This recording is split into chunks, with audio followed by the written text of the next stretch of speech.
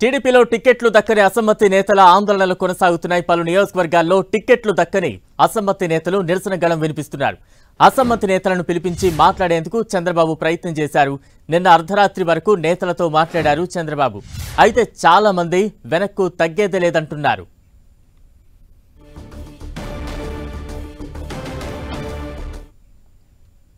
తాజా అప్డేట్స్ అందించేందుకు మా ప్రతినిధి రవిచంద్ సిద్ధంగా ఉన్నారు. రవిచంద్, బలరాం, ఏదైతే టీడీపీలో అసమ్మతి నేతలు ఏదైతే టికెట్ మొదటి జాబితాలో టికెట్ దక్కన నేతలంతా కూడా రోడ్డెక్కుతూ ఉన్నారు, తీవ్రస్థాయి నిరసన తెలుపుతున్నారు. మరోవైపు జనసేన పార్టీలో కూడా అదేవిధంగా నేతలందరూ కూడా తమకి మొదటి జాబితాలో స్థానం దక్కపోవడం పట్ల తీవ్ర ఆగ్రహం వ్యక్తం చేస్తున్నారు. ఈ విధంగా చూసుకుంటే కనుక రాష్ట్ర వ్యాప్తంగా ఉన్న ఎవరైతే సీనియర్ నేతలు మొదటి జాబితాలో చోటు దక్కలేరో వారందరినీ చంద్రబాబు పిలిపిస్తున్నారు. తన నివాసంలో చర్చలు జరుపుతున్నారు. వారి భవిష్యత్తుకు భరోసా కూడా కల్పిస్తున్నారు. ఏదైతే మొదటి జాబితాలో చోటు దక్కకపోతే రెండో జాబితా కూడా ఉంటుంది త్వరలో, వాటిలో మీకు దక్కే అవకాశం ఉందని చెప్పి నచ్చజెప్తున్నారు.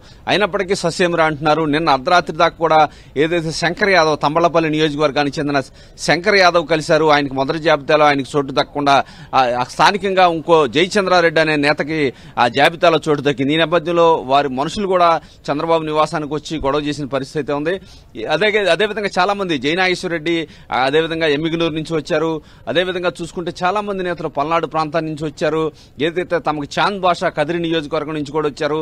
అదేవిధంగా జనసేనలో కూడా అదేవిధంగా తమ నిరసన అయితే తెలుపుతున్నారు. ముఖ్యంగా ఈస్ట్ గోదావరి, వెస్ట్ గోదావరి ఉమ్మడి జిల్లాల్లో తమ నిరసన కొనసాగిస్తున్నారు. ఎందుకంటే జనసేనకు కూడా చాలా కాలం నుంచి పనిచేసిన నేతలు ఉన్నారు. తమకి జాబితాలో చోటు దక్కపోవడం పట్ల వారంతా కూడా ఆగ్రహం వ్యక్తం చేస్తున్నారు. ఈరోజు తాడేపల్లిగూడెంలో ఒక సభ ఏర్పాటు చేశారు, ఉమ్మడి సభ జనసేన టీడీపీ. ఈ నేపథ్యంలో అక్కడ కూడా ఈ ప్రకంపనలు కనిపించే అవకాశం అయితే చాలా స్పష్టంగా కనిపిస్తుంది. ఏదైతే చంద్రబాబు కూడా గత అర్ధరాత్రి వరకు కూడా ఏదైతే ఇట్లా ఎవరైతే అలిగి ఉన్నారో మొదటి జాబితాలో చోటు దక్కలేదని వారందరితో కూడా మాట్లాడుతూ ఉన్నారు. ఎవరు కూడా ఐదేరపడవద్దు, భవిష్యత్తులో ప్రభుత్వం వచ్చాక అవకాశాలు కల్పిస్తానని చెప్పారు. ముఖ్యంగా బంగారు రాజు అని ఏదైతే ఇక్కడ నెల్లిమర్ల నుంచి ఇన్ఛార్జ్ ఉన్నారు ప్రస్తుతం, అది జనసేనకు పొత్తులో భాగంగా వెళ్ళింది. వారిని పిలిపించి మాట్లాడారు. గతంలో కూడా అనకాపల్లి నియోజకవర్గం నుంచి కూడా అక్కడ కూడా ఏదైతే పీలా గోవింద్ని కూడా పిలిచి మాట్లాడారు. అయినప్పటికీ వారు మెత్తపడని పరిస్థితి కనిపిస్తుంది. ఈ విధంగా టీడీపీ అధినేత చంద్రబాబు కావచ్చు, ఏదైతే 5 జోన్లకు సంబంధించిన కోఆర్డినేటర్లు ఉన్నారో వారు కూడా మాట్లాడుతూ ఉన్నారు. ఎవరైతే అసమ్మతిగా ఉన్నారో, ఎవరైతే ఆగ్రహంగా ఉన్నారో వారిని పిలిచి నచ్చజెప్పే ప్రయత్నం చేస్తున్నారు. నిన్న సింగనమల నియోజకవర్గానికి చెందిన కీలక నేతలు ఇద్దరిని కూడా పిలిపించారు. అక్కడ బండారు శ్రావణికి టికెట్ ఇవ్వడంపై వారంతా కూడా తీవ్ర ఆగ్రహం వ్యక్తం చేస్తున్నారు.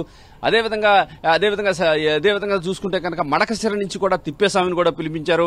అక్కడ ఆయన అభిష్టానికి వ్యతిరేకంగా వేరే సునీల్ అనే వ్యక్తికి అక్కడ మొదటి జాబితాలో చోటు దక్కడం జరిగింది. ఈ నేపథ్యంలో అందరూ కూడా తీవ్ర అసంతృప్తి వ్యక్తం చేస్తున్నారు. బీకే పార్థసారథి కూడా మొన్న చంద్రబాబును కలిశారు. ఆయన కూడా చంద్రబాబుకి తన నిరసన అయితే తెలియజేశారు. ఎంపీ సీటు తనకి ఇష్టం లేదని ఎమ్మెల్యేగానే పోటీ చేస్తానని చెప్పారు.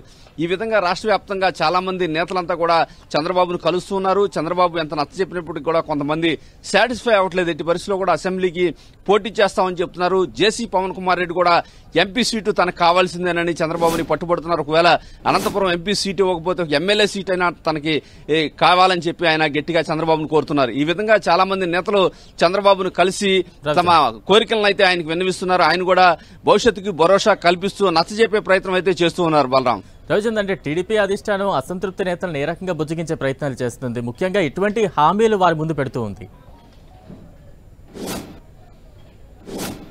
అంటే బలరాం, ముఖ్యంగా చాలా మంది నేతల్ని పిలిపిస్తున్నారు.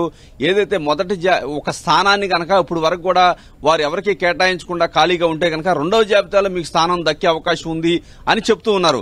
అదేవిధంగా వారి జాబితాలో వారి స్థానం ఫిలప్ అయిపోతే కనుక ఈ ఎన్నికల్లో గెలుపు కోసం పనిచేయండి. ప్రభుత్వం అధికారంలోకి వచ్చాక అనేక అవకాశాలు లభిస్తూ ఉంటాయి. వారి స్థాయిని బట్టి కొంతమందికి ఎమ్మెల్సీ హామీలు లభిస్తున్నాయి, కొంతమందికి మాత్రం ఏదైనా నామినేటెడ్ పదవులు కూడా ఇస్తామని చెప్తున్నారు. ఎందుకంటే చాలా మంది నేతలు, కొంతమంది సీనియర్ నేతలు ఉన్నారు. మొదటి జాబితాలో సీనియర్ నేతలు అయితే చాలా మంది సీటు దక్కని వారైతే ఉన్నారు. కళా వెంకటరావు చూసుకుంటే ఆయనకి మొదటి జాబితాలో స్థానం దక్కలేదు, ఆయనకి రెండో జాబితాలో స్థానం దక్కుతుందని ఆయన ఆశిస్తున్నారు. అదేవిధంగా బుచ్చి చౌదరికి ఇప్పుడు వరకు కూడా క్లారిటీ ఇచ్చేశారు, రాజమండ్రి రూరల్ ఇస్తామని చెప్పారు. ఈ విధంగా చింతమనేని ప్రభాకర్ కూడా ఆయనకి సీటు ఇవ్వాల్సి ఉంది, ఆయన కూడా మొదటి జాబితాలో చోటు దక్కలేదు. వీరందరితో కూడా మాట్లాడుతూ వారికి సెకండ్ లిస్ట్ లో వస్తుందని చెప్తున్నారు. మరికొందరు నేతలకు మాత్రం ఏదైతే ప్రభుత్వం మన టీడీపీ జనసేన ప్రభుత్వం వస్తుంది, మనం గెలవబోతున్నాం, అధికారంలోకి వచ్చాక శాసనమండలి స్థానాలు చాలా అందుబాటులో ఉంటాయి, శాసనమండలి స్థానాలు మీకు కేటాయిస్తామని వారికి నచ్చజెప్తున్నారు. అదేవిధంగా నామినేటెడ్ పదవులు కూడా ఇస్తామని చెప్తున్నారు. లేకపోతే ఈసారి అవకాశం మీకు కల్పిస్తాం, ఎందుకంటే 2024 అయిపోతే ఏదైతే తర్వాత జరిగే అసెంబ్లీ ఎన్నికల్లో మీకు స్థానం కల్పిస్తామని చెప్పి ఆ విధమైన నచ్చజెప్పి కొంత ప్రస్తుతానికి ఇష్యూని కొంత అయితే సామరస్యపూర్వకంగా పరిష్కరించే ప్రయత్నం అయితే చంద్రబాబు చేస్తూ ఉన్నారు. Balaram. Right, thank you Ravichandra.